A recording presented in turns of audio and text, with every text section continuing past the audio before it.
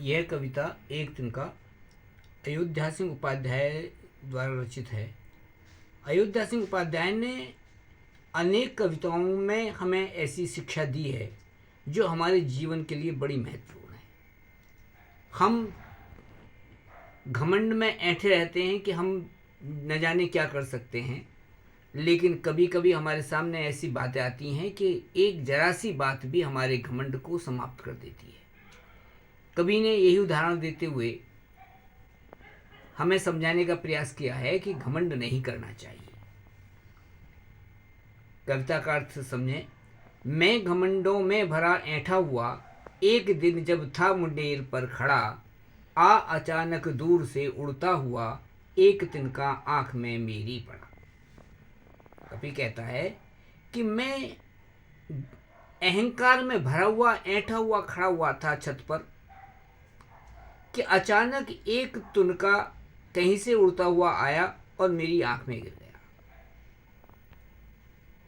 आंख में तिनका गिर जाए तो दर्द बहुत होता है और कवि दर्द से परेशान हो गया। उसने कहा कि मैं झिझक उठा हुआ बेचैन आसा, लाल होकर आंख भी दुखने लगी, मूठ देने लगी कपड़े की लगे, मूठ देने लोग कपड़े की लगे, ऐंठ बेचारी दबे पाँवों बही।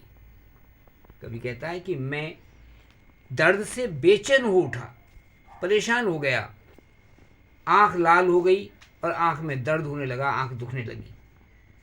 लोग कपड़े को ऐंठ करके उसके द्वारा मेरी आंख को दर्द दूर करने के लिए दबाने लगे, लेकिन उसके साथ ही मेरा सारा घमंड भी दूर हो गया, क्योंकि एक जो अहंकार में ऐंठ में मैं खड़ा हुआ था, मेरी ऐंठ दूर हो गई।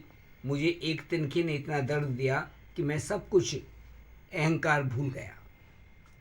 जब किसी ढब से निकल तिनका गया, तब समझ में यूँ मुझे ताने दिए, तब समझने यूँ मुझे ताने दिए, ऐंठता तू किस लिए इतना रहा, एक तिनका है बहुत तेरे लिए।